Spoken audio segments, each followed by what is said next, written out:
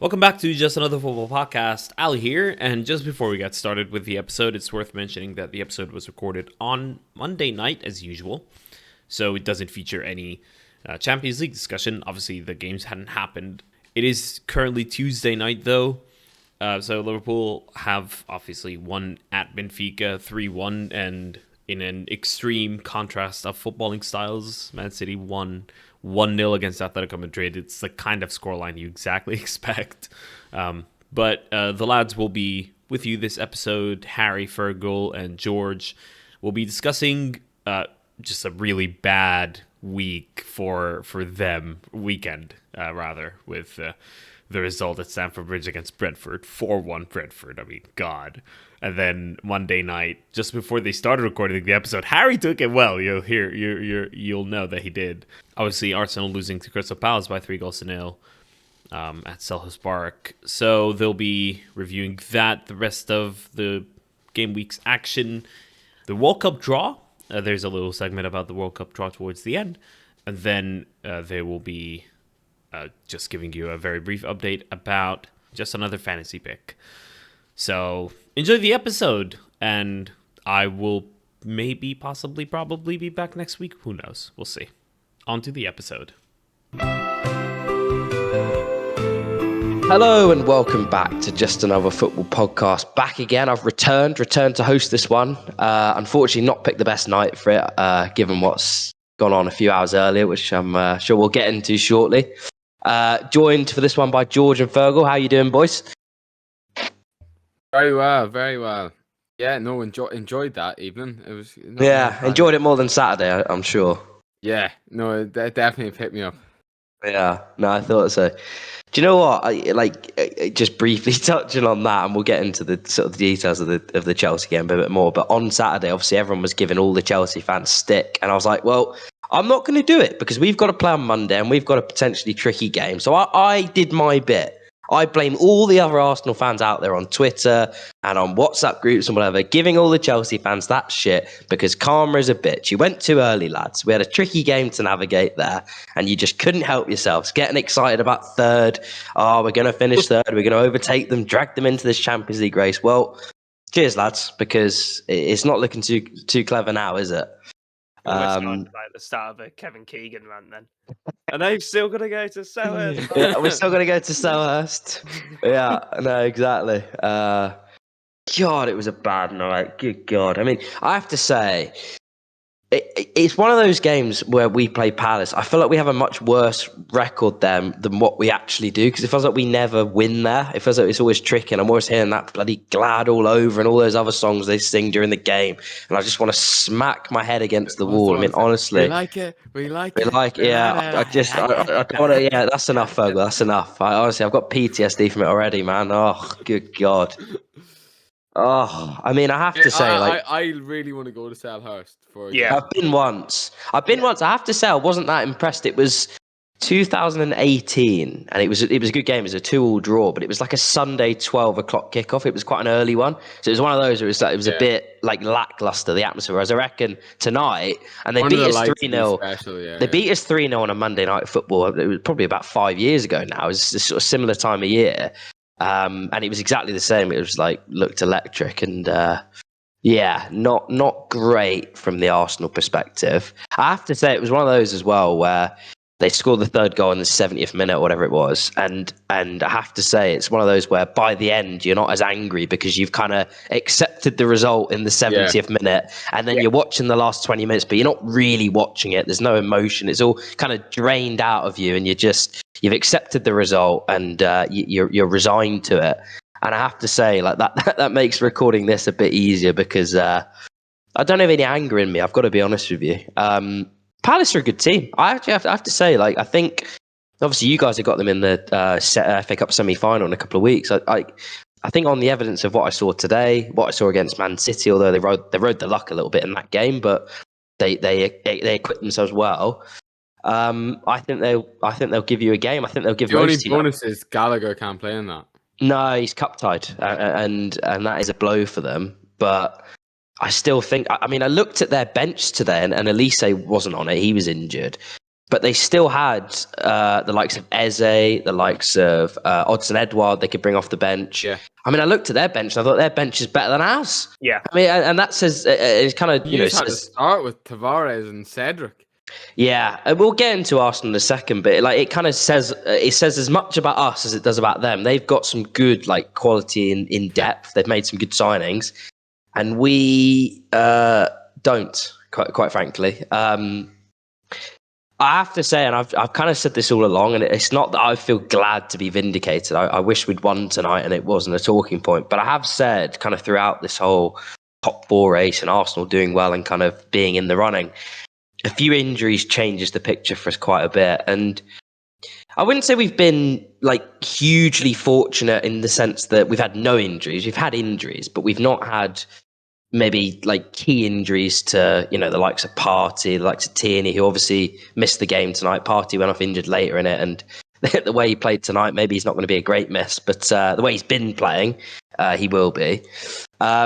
And then what you get left with, I mean, on our bench tonight, just sort of pulling it up in front of me, we had Leno, Holding, Sambi Lokonga, El Neni, Nketiah, Martinelli, and then, with all due respect to these three lads at the end, Swanson, Flores, and Ogungbo. I mean, I haven't heard of those guys. I don't think many Arsenal fans would have. Ogungbo. Yeah. Under 21. He's quite known, is he? Heard about him for the first time tonight. He's gonna be brilliant. Yeah. He's hot, probably. But I think with all due respect to these guys, you might as well just not even have them on the bench because they're just not going to come off the bench in any like realistic scenario. It's just not going to happen. So it is a struggle for us. And now you sort of look at the squad. If Partey's injury serious tonight, and obviously Tierney, it sounds like he's going to be out for the rest of the season. If the reports on his injury that he sustained with Scott, they reckon he's done his knee with Scotland, playing 2 90-minute friendlies. I mean, it's kind of a separate discussion, but it's one of my gripes of international football, that actually. But the less said about that, the better. But sounds like he's going to be out. And I mean, Tavares, I have to say, I mean, on the evidence of tonight and Nottingham Forest, which was the last game he played, he's not made it past half time in either game. I mean, you kind of look at it and go, he's not usable. The way he's playing at the moment, he is not a feasible option for us to use in games like that. Xhaka and in any game, to be honest, Xhaka ended up there, and that's what I was going to say. It was weird, Xhaka's positioning, because he was actually really central. It was like he did. So it's interesting with Xhaka is when Arteta first came in, and we played a 4-2-3-1, but it was essentially a 3 at the back where whoever was playing left back, it probably would have been Saka at the time, and then Tierney came back from injury. They played really high. They played like a left winger, and Xhaka, and when you looked at the average positions, would drop in and play as like a left-sided centre back or a left-sided centre midfielder, sort of dropping in. And that, again, that's why we at the end of last season when Tierney was injured, like yet again. I mean, he always seems to get injured. Xhaka played there for a few games. I think we went out the Europa League to Villarreal with him playing there.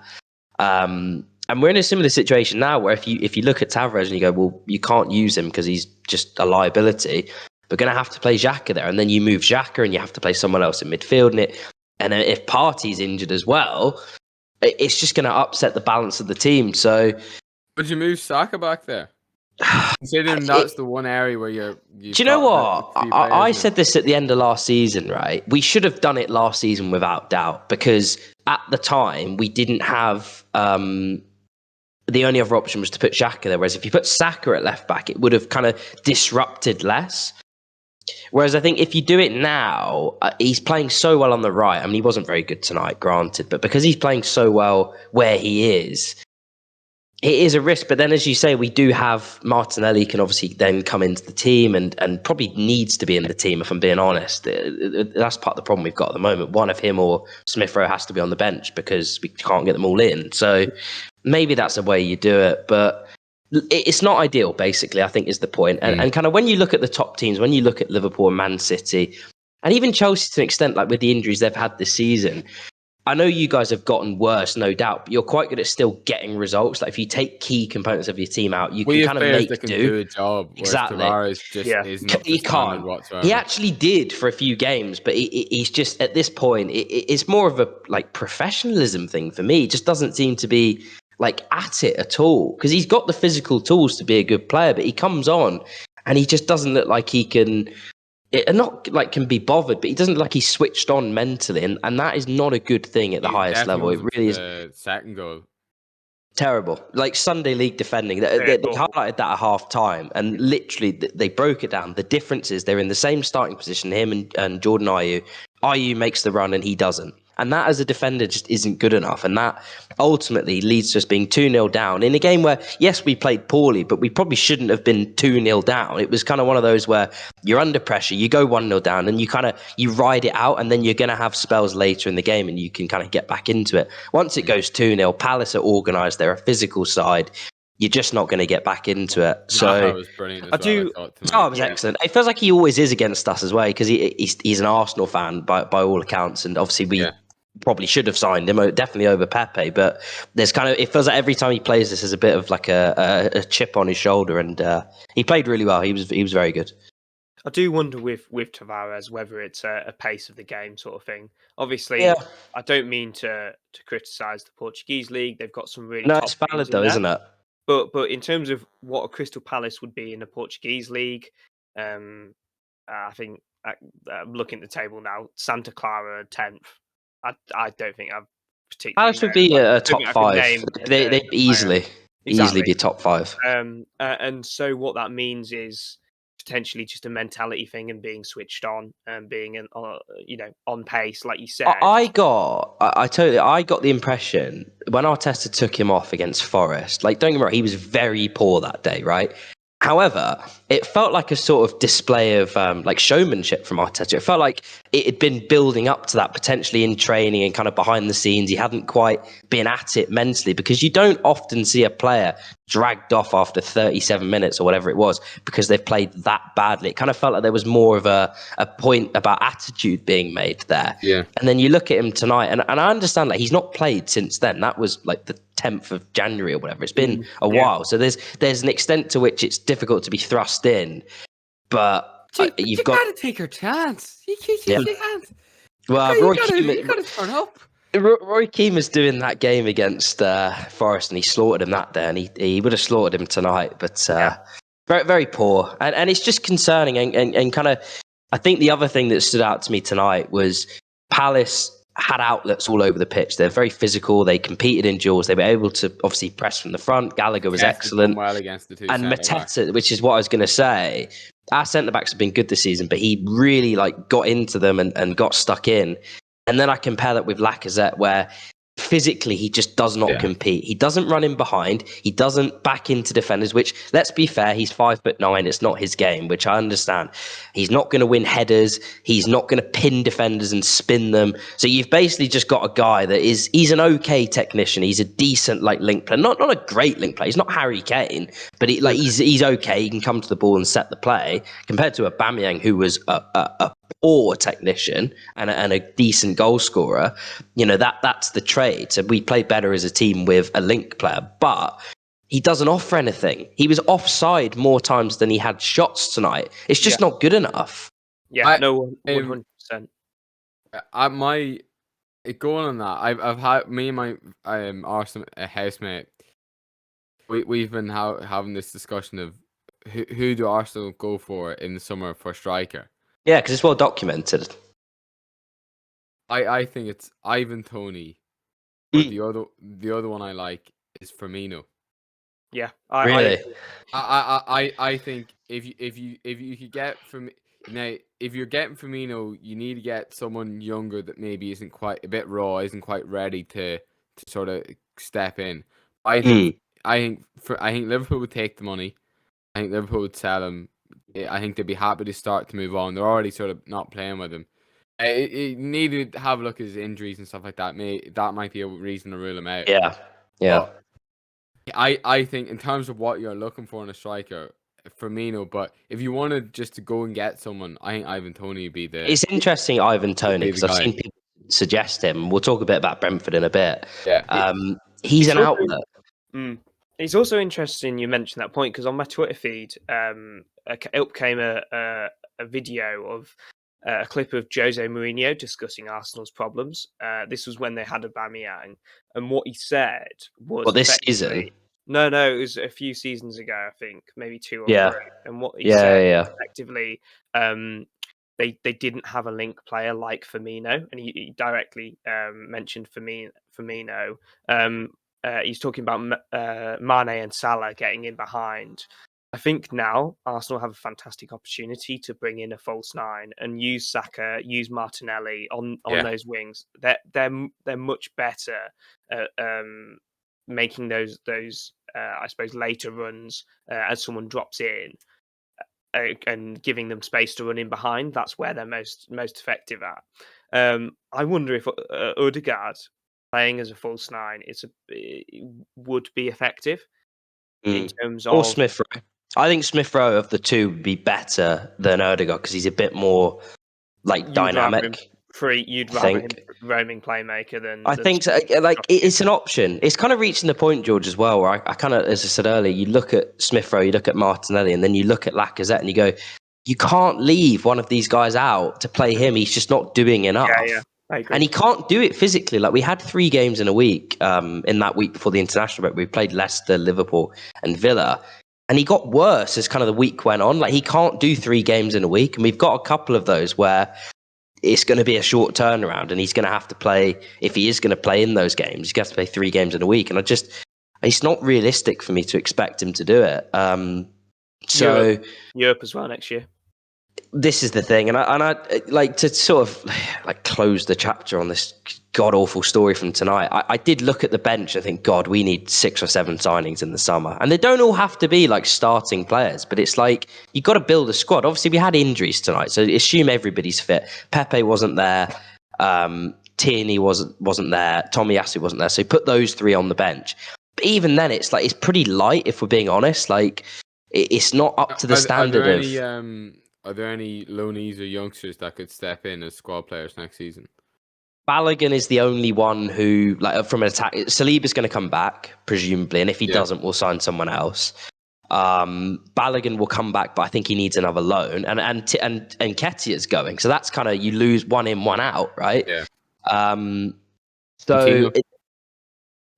He needs a loan. You saw in that Forest game, he's a really promising young player, but physically he's a child, right? He's 17. He needs to fill out a bit, get some experience playing at like senior level against men, quite frankly.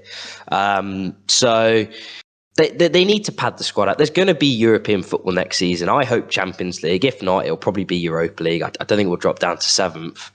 And you need a squad to do that. You need a squad to play, 38 Premier League games in the Cups and in the Europa League. That's 50 plus games in a season. So you need more than 11 core players and then maybe 1 or 2 that can chip in here and there off the bench. So they're going to have to do the right recruitment in the summer. But the only thing that for me, like sort of to move on is, how does he pick them back up after that? You've got injuries, the squad's thinning out. And let's be honest, it's a bad result. We've played well for a lot of weeks, but to lose 3-0 at Palace is a bad result. There's no way of dressing it up. It's a bad result for us. And so you were out of it at half time, basically. Yes, the game was over after half an hour. Let's be honest. Yeah. It was an uphill battle from then. The game was lost in 30 minutes, which, it can happen. I can compartmentalize it. We're a young team, hostile atmosphere. You're playing against the team. As I said, the manager's got a bit of a chip on his shoulder. He's got a point to prove, maybe put himself out there maybe for a bigger job, because he's doing a good job this season, Vieira, no doubt. It was always going to be a tough game, and it's made even tougher if you start the game as poorly as we did. So yeah, got to move on. It's all about the reaction. I think once you lose a game, people said the same against Liverpool. Obviously, Liverpool are a much better team than Palace, but it was all about the next game. And they did react. They beat Villa. So they're going to have to do the same next weekend against Brighton, because, as you saw with Spurs this weekend. And they should do, because Brighton's on a terrible run, aren't they? Brighton are poor, but then again, Brighton are a bit like Palace. We have a terrible record against those two teams. We seem to slip up against them every single season. Yeah, Mope. Brighton had something like 30 shots, didn't they, on Saturday against Norwich? Didn't score. They'll have 2 shots on target next week. 2 guys. He skied it, didn't he? Absolutely skied it into the stands. It was. I'm here for a bit of Neil Mope slander, to be fair. Just touching on Spurs a little bit before we move on and talk about your boys. They look pretty good, and I'm a bit worried actually. It feels like they're kind of hitting form at the right time. They've been patchy all season, but it kind of feels like now They've brought in a couple of good signings, I think, in Kulusevski and Bentancur. And Kane and Son a are couple of their obviously. older signs have stepped up as well. I mean, I thought you might find a way to get young Matt Doherty in there. I wasn't thinking of him, but yeah, absolutely, yeah. Yeah. Matt Doherty's he's just He's done all right. He's done all right. Yeah, yeah. I mean, even Emerson Royale got a goal. I mean, what the hell is going on? I mean, God, that's just. Yeah, it is worrying. It feels like with Spurs that they don't have to play awfully well to win games because they do have firepower in Son and Kane. And even Kulusevski as a front three, it works quite well. They can score a goal at any minute because they do work well. Whereas with Arsenal, if you sort of means for comparison, it's more of a kind of overall team performance thing. We don't have, at this point in time, firepower, match winners on their own.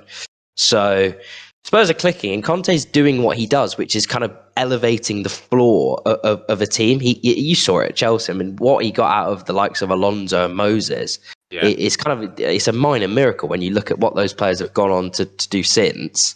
It's interesting. I have a theory that like if you want to sign a player to hit the ground running, you sign them from Serie A. I feel like out of all the leagues, a lot of the time it's the Serie A players to hit the ground running, and it doesn't necessarily make sense. But then I wonder, am I biased by Conte teams that maybe he kind of knows how they tick? Well, this is the thing. It feels then like ends up knowing how a Serie A player, how to get the best out of a Serie A player. Because Bentancur, Kulusevski, Alonso all played under a lot.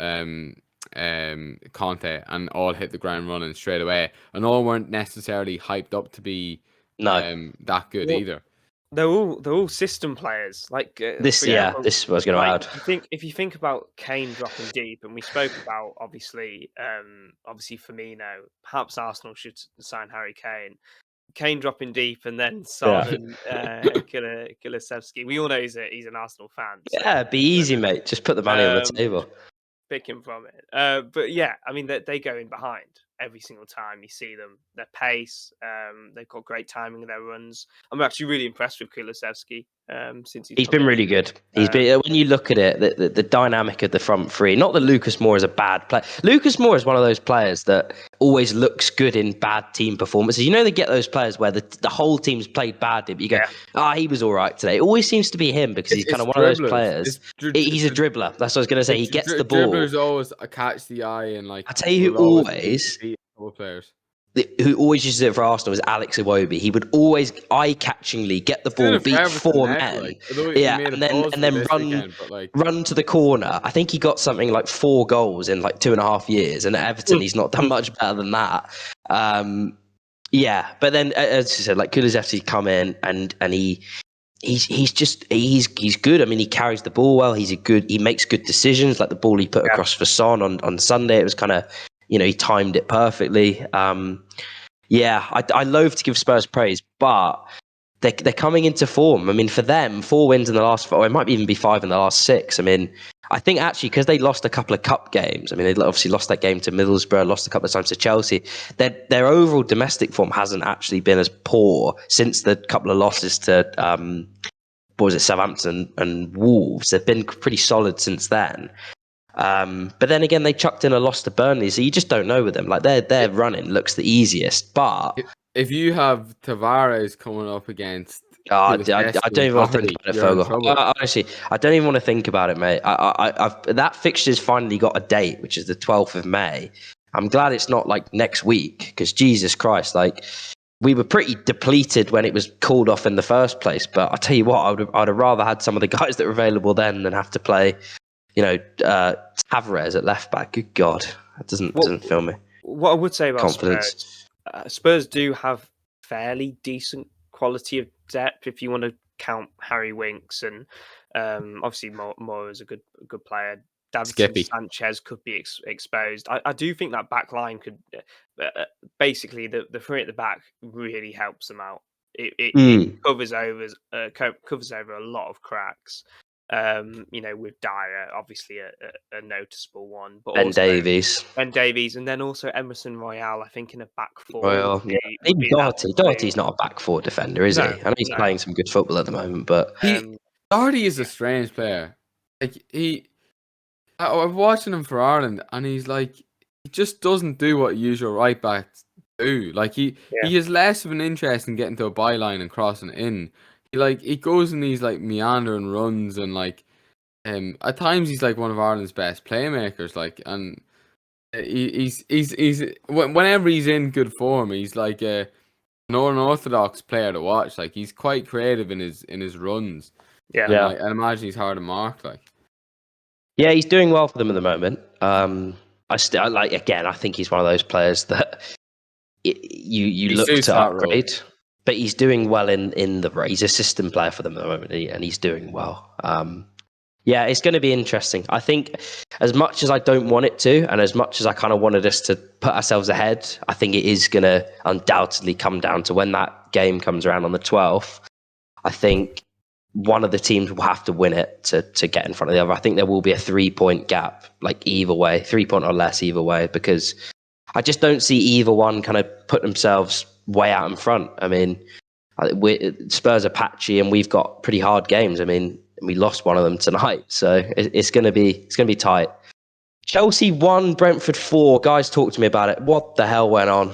Seriously, I couldn't believe it. I don't think Paul Merson could believe it on Gillette Soccer Saturday. He seemed absolutely gutted. I think he's meant to be a Chelsea fan, and he was. I don't think he could believe what he was seeing. What went on? It's strange because me and Fergal, I think, since Tuchel has come in, has asked that we've been a bit. We wanted to be a bit more malleable. We wanted a different formation. We wanted different approaches. And now, since obviously for the back, I know we've played it a few times, been fairly successful in some of them.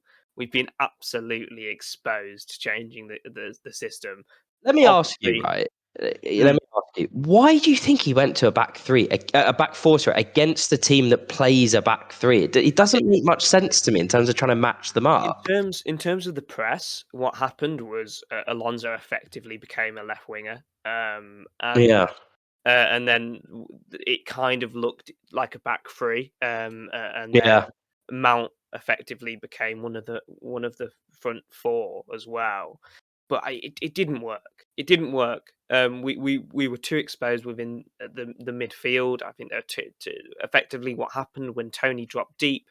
There was 3 or 4 against 2. Obviously, one of them being N'Golo Kante, but he can't do everything, even though we like to think he can. I thought he had a shocker for Eriksen's goal. Yeah, I think he did, but I don't think, and I know Alonso, told him to stay. I don't think Alonso covered himself. He probably doesn't have the trust in Alonso. I mean, Alonso got absolutely burnt by Eriksen.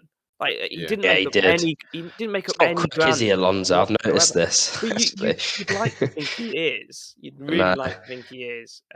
You'd hope he'd be quicker than the collapse on the pitch. With all due respect. Yeah. And then this talk of Havertz being one of the world's best generational talents, I just don't buy it, to be honest. He's good, and he could be very, very good. He hasn't been to this point, but he's not. I saw a tweet, and it was next generation, and it had Haaland, Pedri, and Mbappe, and then Havertz. And it was fun. I was like, look, I really like Havertz, and I think we're not getting the best. Like a lot of players in the Chelsea side, we're not getting the best out of him. Yeah, but he's not that level. and also you got to judge him on what he's produced, which has been, he started slowly, got better, and he's put in some good performances. But in terms of actual contribution, I think he's only got something like 6 or 7 goals this season. I mean, it's not great. It's okay. It's fine. Some of the times though, he is one of these players I feel like he's been part of the better performances. And he does do the false 9 role. I think he's your best option up front at the moment. No doubt. And that might be more of an indictment on Lukaku and kind of that signing. But I think he's played well recently in some performances. Obviously, he was very good against Burnley, and he scored a couple of goals. But I don't know. As George said, there's kind of a lot of hype, but I don't think that the performances necessarily warrant that to this point. If we're being quite honest about it, he's a good player. He's promising. He's young and he's got scope to get better, and I think he will. But yeah, maybe like keep a lid on it. Are you guys concerned by that performance at all? Or do you think it's just one of those where he rotated a bit? I saw Loftus-Cheek played. He went to a back four. I mean, do you think? I'm not concerned about the. I'm actually less concerned about the defense because I think it was everybody just had an off day. It was a personnel thing that was on like Alonso, and I still think the back four is the future, but we need our starting fullbacks in there. We probably need a DM that suits that role better than any of the DMs that we have. But I think that sort of shape is the future for us. Yeah. Given the players that we have, I feel like it does get the best out of a lot of our attacking players. Gets another attacking player on the pitch as well. But I was more concerned about going forward the lack of creative threat that we had and sort of how poorly we kept possession, and that was really what I thought let us down. The other thing was Rudiger's goal, right? Yeah. Great. Scores great goal. That's the worst thing that could have happened to Rudiger. Can I just say? I was going to say his celebration. That was the best thing about the goal for me. There was like a freeze frame of it, and like his eyes were like coming out of his head. Like honestly, it was. I don't know what was what was wrong with him. What I was gonna say though, Harry. I didn't want him to score that goal. That sounds stupid, but he takes at least one of those shots every week. He shoots so often, and I'm like, right, finally he scored one of these goals, and he's been trying literally since he turned up to Chelsea to score one of these goals. And I'm like, oh my god, he ended up having 5 shots. He ended up hitting volleys left, right, and center anytime he was in eyesight of the goal. I was like, oh no, just don't do this now. If he comes next week and is taking more than one of those shots a game, I'm not going to be happy. He needs to realize he got lucky. Yeah, and get back in his box and start playing it into the feet a bit more. And look, that's harsh because like it literally was like the only moment of magic we created all that game. But in the long run, it's not good for him to be scoring that goal. He's certainly no David Luiz, is he? He really isn't. David Luiz was next level outside the box. But in terms of Chelsea's formation and future, I'm not too worried. What I would say is the quality of depth in fullback is concerning outside of the two starters. When I know Reece James came on, but when we don't start with Reece James, we're seriously exposed. And I think Azpilicueta is a future at Chelsea, but it's coming to the end. Thiago Silva has a. But he's currently going on a free, isn't he, George? Yeah, exactly. As things stand. And so's Rudiger. I know there's talk of him already have signed a personal deal, but that's obviously newspaper talk. If Rudiger gets an appealing offer from Real Madrid or Bayern or Barcelona, it doesn't sound like they're interested. It sounds like Juve and Barcelona, and if those are the only two teams interested, I think he will be patient and wait to see what way the ownership goes to Chelsea. But even then, I feel like Rudiger. I feel like Rudiger got exposed more than Thiago Silva this game. Thiago Silva was poor. It was a poor game from him. It's one of the only poor performances I've ever seen in a Chelsea shirt, other than West Brom in one of his first. It had a similar feel to that West Brom game. I think it was exactly the same corresponding weekend after an international break towards the end of the season. So maybe that will reignite another Champions League bid. Tuchel didn't seem to put much stock in the fact that we lost. Like, no, he didn't. He brushed the presser after. Yeah. He was like, I've already forgotten about it, I think was the line he pretty much said. And like I was more concerned about. I wasn't concerned about the defense because I think that was a one-off. There's so many like individual errors. Kante like made a mistake that says it all. It was for me. It was more the creative aspect, which has been an issue all season. And I think the fact that we couldn't like sustain pressure and put them under serious danger, I think that led to the goals just as much as like the poor defending. The fact that we couldn't create anything, we couldn't get them where they were fairly secure and happy the whole game, and then you add a few individual mistakes, a system that we're still getting used to. With the system, I think he wants to move to this 4-3-3, and he's trying to pick and choose. We spoke about this before, yeah. He's trying to pick and choose the games where you can try it. Yeah. But at the same time, I just think it was a weird we need one. the right players to be able to do it, and we are when you're missing basically 3 ideal players, 2 fullbacks and a DM. Yeah. Like, of course, your defense, and then 2 centre backs, which we said it before. Like, Rudiger never impressed us until he moved. He went into a back 3. Yeah. And because he's so on the front foot and so rash, it doesn't suit a back 2 a lot of the time. I always bring it up. He was one of the big issues for the goal Aubameyang scored in the FA Cup final. Came rushing out. Yeah. But that's his game, and it's brilliant when he does that in a back 3. But and then Thiago Silva, again, when he has the cover around him, he's great. But when he maybe has to be a bit more mobile, he's not as good now. He's still there's a couple of moments where he read it beautifully. I remember there's one of them he nipped in ahead of Tony and just flicked it on to someone as a wee pass. Like, he is still terrific. Like, and I think he is good enough to play in a back too. And I think that's a good shout. He's not helped by Rudiger. It's Rudiger that is probably more the issue. I agree.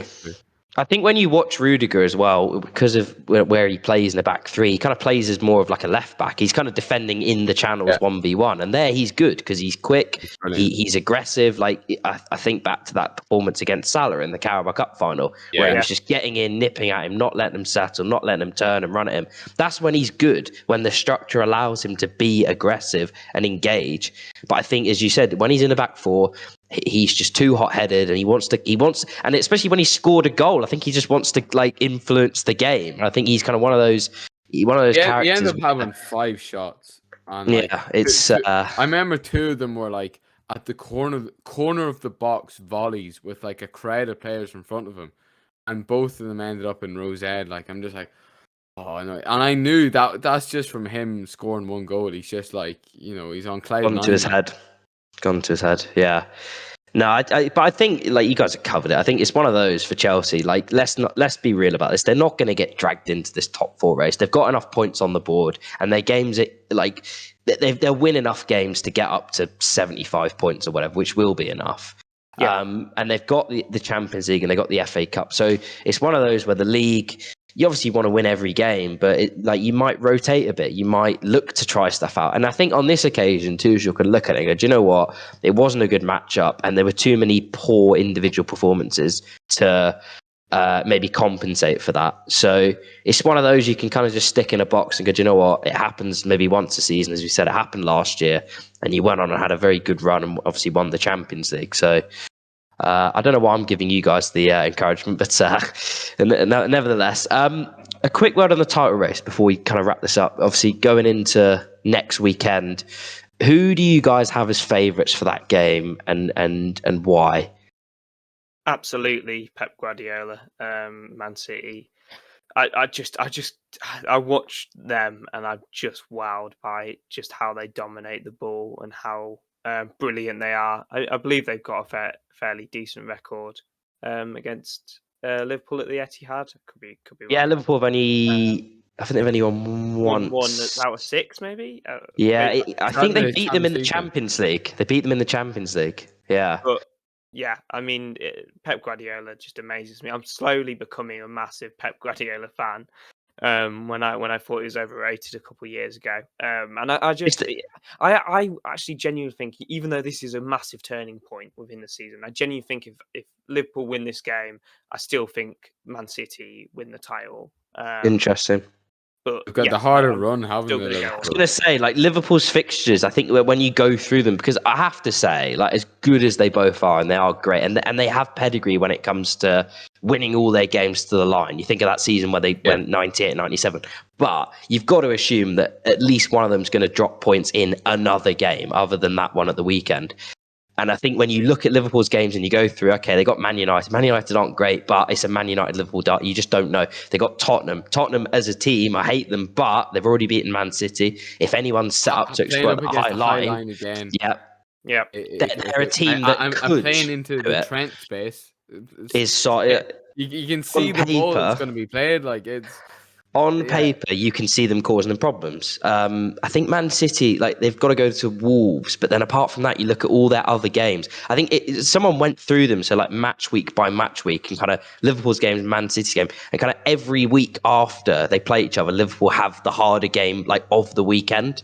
So it's going to be a push for them to I think win all their games after this. I think where they've got a chance is I think they have more people that I would put money on to just stick the ball in the back of the net. Quite like really oversimplifying it. They've got 3, 4, even 5, you could say, players that score goals. Where you look at Man City, they are fantastic, but they share them round. They don't have kind of like a talisman. I mean, De Bruyne is probably the closest thing to it. He scored a great goal at the weekend, but they share their goals around, and they are prone to creating a lot and missing chances. But I'm with George in the sense that the control they exert over games is something I haven't seen in the Premier League before. The way they just and it is boring at times, the way they pop it round, and I've been on the end of it many times as an Arsenal fan where they're 3-0 up by the 60th minute and they're just passing it around the back. But you have to kind of sit back and like if you compare them, the Liverpool versus Chelsea and Man City versus Chelsea. I've said this before. They dominated you from Man City. Yeah, and you were close to Liverpool. We probably should have beat Liverpool at least once. At least once, yeah. I think with Liverpool, you're a better matchup because you can kind of. Liverpool's big thing is physicality. They get in there and they just bully teams. They're aggressive. They're on the front foot. And Chelsea are one of the teams I think that can they can match them for that. Chelsea are a team of men. They have physical like specimens in there. Whereas Man City, it's a different kind of proposition. What you're going to get with them, they're going to get on the ball, they're going to pop it round, they're going to starve you of possession. I think even that game at Anfield earlier this season, they probably should have won it. They could have been out of sight by half time, and Liverpool came back into it, and it was a great game. Go for it, Phil. Like point on like Man City, I watched like the Burnley highlights, and both goals like. Are just ridiculous. Like I don't know who could stop either goals. It's like one touch for about 5 passes right into the box, so precise. And it's like no team can stop that. It's like how do you stop one touch passing? It's ridiculous. And but at the same time I wouldn't rule Liverpool out. Liverpool are like they're mentality monsters. Like they have more talisman, more people that seem to step up. Like it sounds stupid, but Man City don't have an Origi. Just some random on the bench. It just seems to come on. Like they don't have that. Now they have that in that they have loads of quality players that can all like do it, but at times like they do come on stuck. It feels like with City as well. And Guardiola mentioned this. The only game I can remember them winning like quite late on this season, I'm sure there will have been others, was against us when they beat us in the 90th minute. They very rarely do that. They pretty much, their template for winning is they start quick, they get in front, and then once they get in front, you don't see the ball. You do not get back into the game. It's like a boa constrictor, isn't it? They wrap around, it's done. Yeah, so it feels like one of those games where kind of maybe the longer it goes level pegging, you might back Liverpool because also they have potentially more firepower off the bench. I mean, I looked at Liverpool's bench at the weekend. I mean, it was just obscene. I know they rested a few players, but you had the likes of Fabinho, Trent, Diaz, Mane on the bench. I mean, honestly, the strength in depth they've got now is better than even Man City, you would say, across the board. They've got more firepower. So it's going to be a great game, I have to say. Like they're two incredible teams at playing at such a high level. Is it going to be a great game, or do you think it's going to be played like? Well, this is the thing. I remember one, it might have been the 98, 97 season. It was a game at Anfield and everyone was billing it as a great, it was 0-0. It was one of the worst games of football I've ever seen. Apart from When Mahrez put the fire penalty into the sky. But like, apart from that, it was a dire game. But I mean, since then they've had some good contests, and I think just because of what's riding on it, probably more than anything, it kind of, I mean, Sky are just loving it, aren't they? They've got this like title decider, and then they've cleverly saved the North London derby until the 12th of May at the end of the season, and it's going to be a Thursday night, and the loser's going to have to play Thursday night football next season. You can just see it's all falling into place for Sky Sports. They're absolutely loving it, their marketing team at the moment. Let's move on. We'll have a bit of World Cup chat for you guys.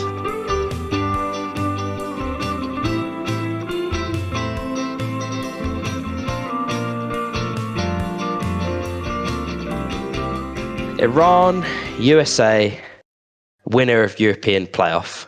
Talk to me about it. But in fact, firstly, actually, hold on. That's not the biggest talking point of the draw. The biggest talking point of the draw is undoubtedly one show's Jermaine Genius presenting the draw. I mean, what the hell was going on there?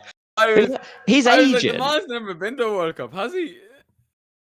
I mean, his agent must be some sort of networker. I mean, he must have a skill to get this guy all these gigs. I don't know how he does it. For someone that achieves so little in the sport. Yeah. In fairness to Genius, he's definitely a better presenter than he is pundit. Like I don't think. No, I get what he's saying, because when he's a pundit, he there's been a couple that've been clipped up, haven't they? Particularly when he's on Spurs games, he just can't take the bias out of it. He's a good professional, basic presenter. You know, does everything by the book, does it right. Yeah. And he's in football. Having said that, I'm like, have you got this? Presumably Gary Lineker turned it down because of, you know, it's Qatar. You know, he was there though. He was there. Oh, was he? I was listening to his podcast yesterday or it might have been Saturday after the Man United game. He was there in Qatar. He just wasn't. I assume he didn't get asked to do it, but he was in Qatar for the draw. That's one thing I've noticed. I'm gonna call a few people out here. Or a couple of people, Spencer Owen and Jack Mape. Spencer Owen especially. Rank hypocrites, yeah. Sold out totally. Now, I said this the other day, actually, maybe to I someone. did the same. But it's not the point, though, is it? I remember him being so strong on like the morality of it all, and he used to be big on it, and now he's taking a paycheck to go promote it all. Being a Wheel of Fortune fan, that's hurt me. Spencer, yeah, the Wheel of Fortune and the what was the other one? The Zarate kid. All these, yeah. He's let us down. He's let us down. He's let us down, man. I'm disappointed in him. I really am. But on England's draw, what do you guys make of it? I mean, it's great for the podcast. We got a derby. You couldn't have asked for more, really, other than maybe Egypt qualifying as well and getting them in the group. But you just have to be happy with that, aren't you? Yeah.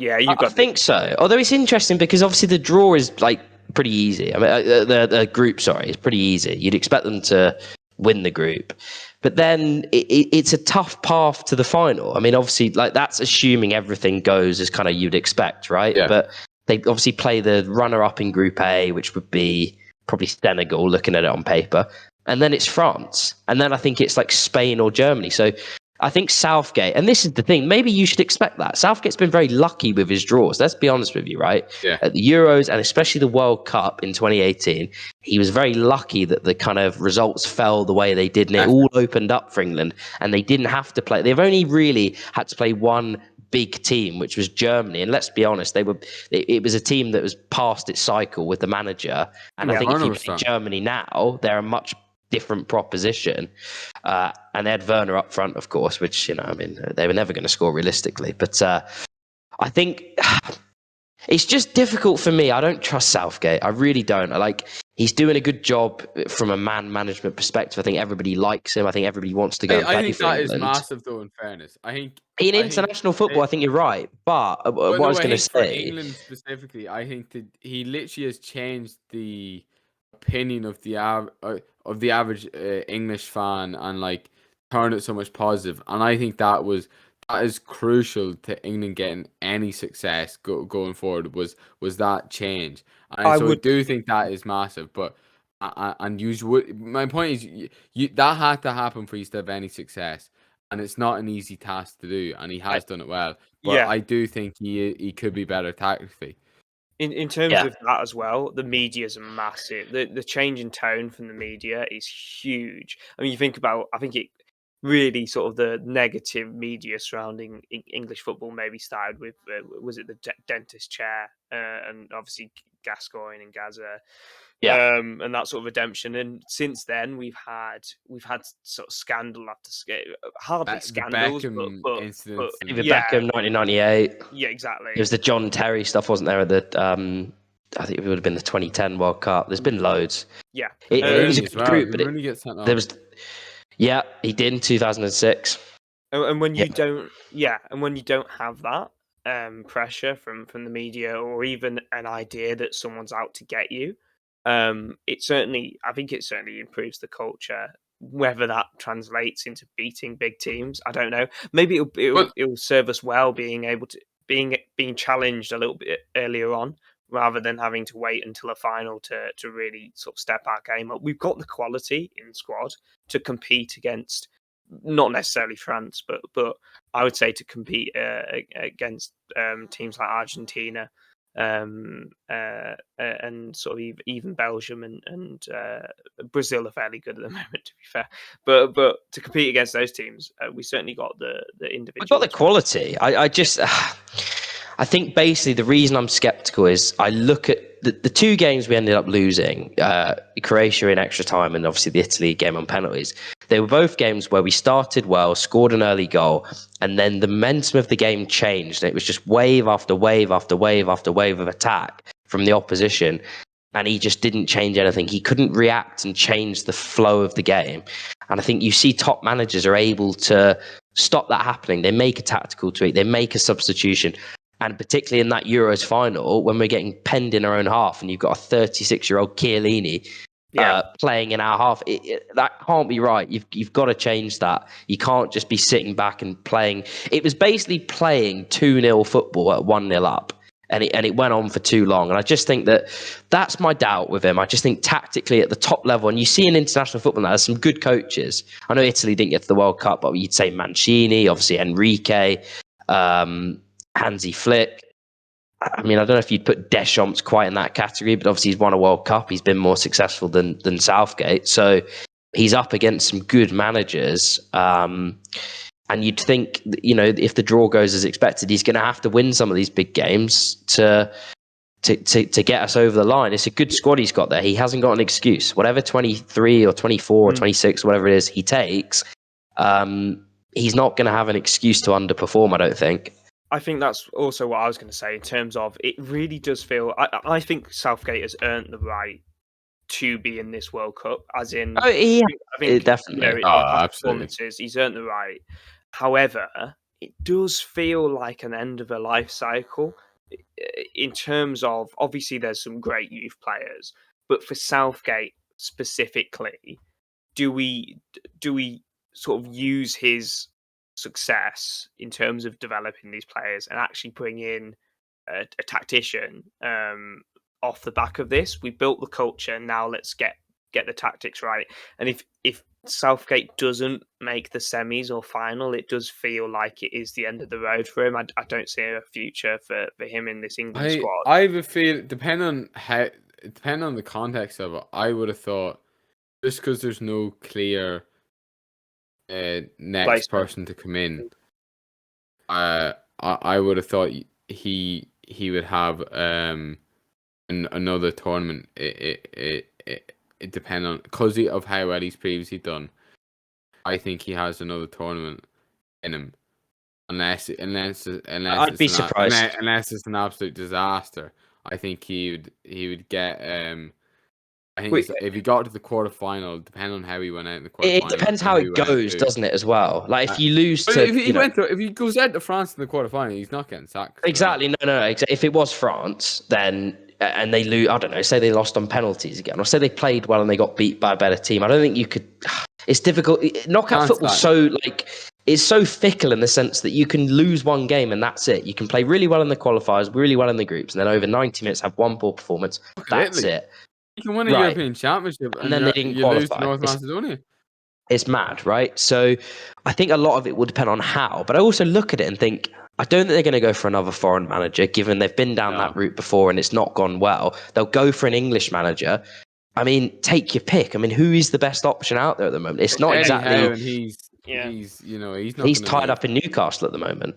I mean, obviously that probably get sacked from there at some point. But my point is, we're not exactly blessed with world class coach. There was a post the other day that made me laugh. Actually, it was like the coaches of each country. So it was like Germany, it was like Nagelsmann, Hansi Flick, like a couple of other guys. Like Italy, it was like Mancini. Like Spain, was like Enrique. I'm missing some guys like Guardiola, Italy, Conte, and then England. It was like Gerrard, Lampard, like Graham Potter. Sean Dyche. I'd love to see Sean Dyche. Sean Dyche wasn't on there, but I have to say, I was about to add, I think he'd probably be the best option. I mean, honestly, in terms of actually available. You know what it end up being like the under-21s coach, who I have a feeling is Irish. I really hope he's not. I'm pretty sure I think he might be English but played for Ireland, because he was being linked to the Ireland job whenever Stephen Kenny wasn't doing too well. And I have a feeling that's who your next. Carsley. Yeah, I'm pretty sure it's him. Is that him? He's got caps for Ireland. Give it to Steve. Give it to Steve Holland. Holland. He's probably. God, yeah, he does. He played for Republic of Ireland, 40 games. Can't have that. You're next in line. You're next in line is a double You can agent. take him out of Ireland, mate. Once Kenny pops his clogs, you can get him out of there and get Lee Carsley in. But it's going to be interesting with England. They've got a good squad there, and it's going to be an interesting group. I mean, playing the USA again. I mean, I still remember that last World Cup. It's just an absolute shit show. I remember that group. It was like USA, Algeria, Slovenia, I think. And I remember the newspaper article. The first day after, it was easy because it had the sun, wasn't it? Yeah, it was like England, Algeria, Slovenia, Yanks. And then we ended up not even topping the group. It was so embarrassing. We should be winning that. Top the group, USA. USA topped the group with 1 win and 2 draws. Because England played out a dismal 0-0. And then they got Germany and got thumped with a ghost goal. Probably the most overrated World Cup of all time, that one. But that's a different discussion. I quite enjoyed the pain.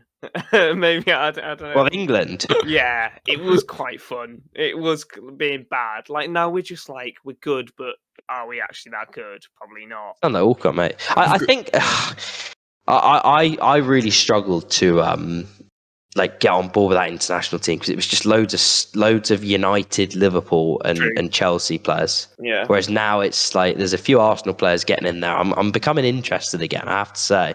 But then again, it's not very nice when one of your players is the villain, as kind of Saka was in the Euros. And that's a great example of what Southgate's done. Is that 3 players missed penalties, yet they weren't these big massive villains, and in fact got applauded by opposition fans. It makes me sick for 1 week. And then they were singing how they let the country down. Yeah. But there was an acknowledgement. There's this shit. It's football, man. You gotta be man enough to take it. Head up, lads. There was a lot of that. I think the team is a lot more likable in terms of, bar Harry Maguire. Plus, they're all Irish. John Stones isn't, someone that is particularly offensive. Declan Rice is a favourite for most people. I wouldn't say. I know one of our listeners really doesn't like Mason Mount, but Mason Mount isn't exactly offensive. Neither's Saka. I think Saka's he's been sort of touted as one of the. Abraham's likable as well. Tammy might not make the squad, but Tammy should be starting. Tammy will make the squad. I don't think you've got any. Tammy, by the way, what's been going on with him, Fergal? He's just the main man, isn't he? Did you see his comments on Mourinho as well? He's like, he's the best manager like I've ever had. Like he's brilliant. He's like he's one of the best in the world. Yeah. That's He loves him. Yeah, he's the, like it's Tammy Abraham. What do you expect? You know, Tammy will definitely be in the squad. He's by far the he's best. one of the top goal scorers in Europe. Like, how's he not going to make the squad? Like, He'll definitely be in the squad. 100%. You should probably leave it there, lads. I'm rambling on a bit. Yeah. What your prediction for England at the World Cup? Yeah. Beaten by France. You were like willing us to get beat at like every opportunity. My dad is going to the World Cup. What, in Qatar? He's going to Qatar. He's Blimey. at last hurrah sort of thing. Last hurrah. What is he, like in his 80s? Well, he's in his 60s, but he's He didn't want to go after that. I think it did kind of dawn on this year. Why doesn't he just wait 4 years and like go to the US? So that's what I'm gonna do. Give Qatar a miss. You know what it is. We've got a relative over there that he can stay there for free. So that's in Qatar. Yeah. Blimey. Well, we get everywhere the us Irish. I was gonna say, like, you do get about clearly. So he's got free accommodations. That's probably why he's picking to go to this one. But he's got the winners of England's group in the round of 16 versus the second. So he's like. Do you know where? He says he's got tickets to that they haven't announced. They've only done like the first games. He's got I think. Tickets, so he just bought the round of 16 group. Is before the group stages. Before the groups were and it was drawn. a Group B winner versus Group A runner-up. Random assortment, and he ended up getting England. Likely to be England versus. England will cock it up now, mate. They'll come second in the group. The US will get it. Yeah. What I wanted to say is that obviously I was very negative in the Euros, and we keep doing it. It worked. That's exactly what I was going to say. I predict us. You predict us to get grouped. One sec. Yeah. Obviously, Pickford will have an absolute howl against the USA. I'm trying to think who would score the goal that Dempsey did. Weston McKennie.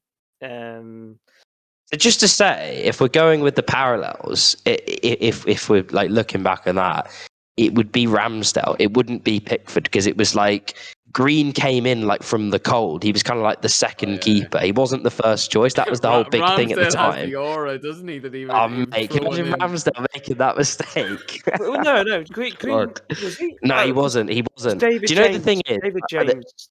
David James came in after, but it was him, it was Joe Hart, and it was Rob Green, but there wasn't really like a first choice. Whereas now, I don't think it wasn't set on who would. No, but the point is, Green hadn't played it's going that way though.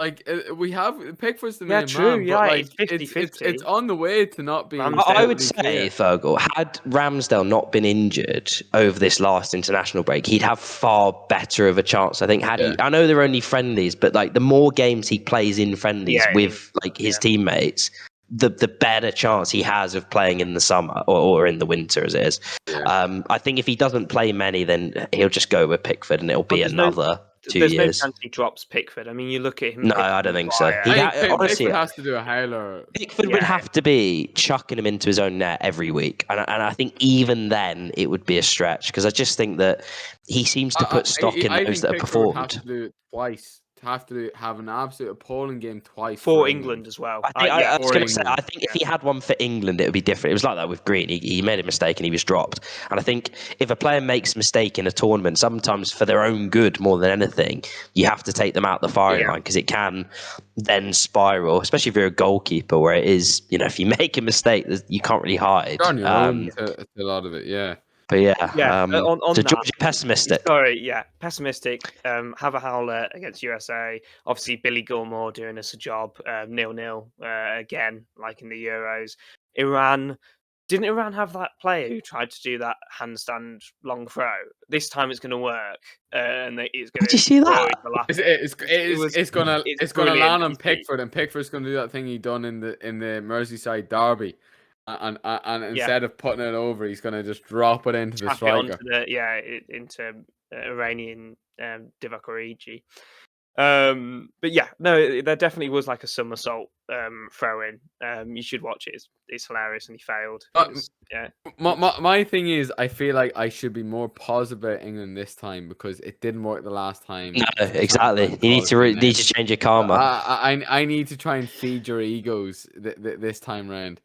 And go and get your hopes up just to have the popcorn ready to see it all just disappear. What? You're gonna say the words? Word. Magic words? No, I'm not. I can't. Yeah. I would turn into. I would just turn into flames if I said those words. Like Quickly before we finish, who are your favourites for it? Is it France? Would you say if you were to predict a winner? Yeah, I think so. I have a sneaky feeling for Brazil. I don't know why. I think they're quite well balanced. But then again, everyone said that at the last World Cup, and they were pretty poor against Belgium. So I haven't really put much thought into it. So I need to have a. We'll have a preview closer to the time. We'll have a preview in November. Yeah. We're looking way ahead. But now at the moment, I'm like, France or Brazil are probably the two better looking ones. Belgium, they were lucky to get a draw against us, so I wouldn't put Belgium up there. I've backed Belgium for the last 4 He loves Belgium. Do you still love Rom? Yeah, I'll probably back Belgium again just because. It all hinges on whether they take Lukaku to the World Cup or not. If they leave him at home, I think they got a chance. If they take him, if Lukaku gets a move back to Inter, that's what. Yeah. Oh dear, that's great. Right, quickly before we finish, fantasy roundup, Fergal. What you got for me? Very quick. So, Ali picked Fornals, got 2 points. George picked Mount, got 2 points. Me and Harry, I picked Doherty. You picked Jota. We both got 14 points. And it leaves the table. What's that? I didn't pick Jota. I'll take him. No, I was taking the. So just for the, who did you pick? I picked Sterling. I don't know if this kind of throws a spanner in the works, just to kind of give some context to the listeners. We literally picked these after the Liverpool game had started. Jota had just scored a goal, so I was like, okay, I picked Jota, but I was only joking. I only had a glance. I picked Sterling. Sterling got an assist though, didn't he? I think he got an assist. 11 points. Yeah, okay. Not too bad. So it's a minor change, but yeah. I pulled a little bit of a fast one there, to be fair. Jota just headed one in. I was like, yep, I'll take him. I think I've already picked him as well, so I broke a couple of rules on that account.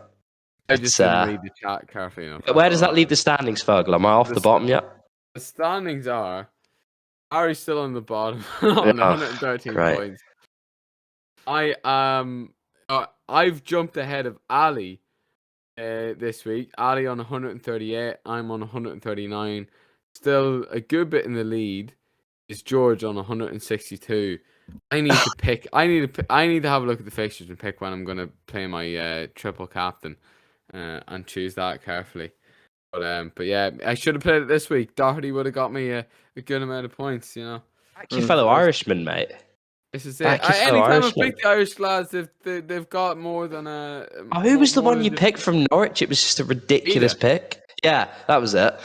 Adam Eder. That's because he was in good form, and he only would be not in good form now if he wasn't out for the rest of the season. He was doing well. Yeah, kept him up. Fair crack, fair shout. Well, I'm still at the bottom. I'm still pretty crap at fantasy. Arsenal lost to Palace. It's been a pretty miserable night, but I've enjoyed picking the bones of it with you boys. It's been a lovely little chat. Bit of a therapy session. Bit of a therapy session. We've had a bad weekend with our respective teams, but I'm sure next week Tottenham will be back to getting battered. We'll get back to winning ways, and everything will be good in the world. Thanks for joining me. Thanks for listening, and we'll see you on the next one. Cheers.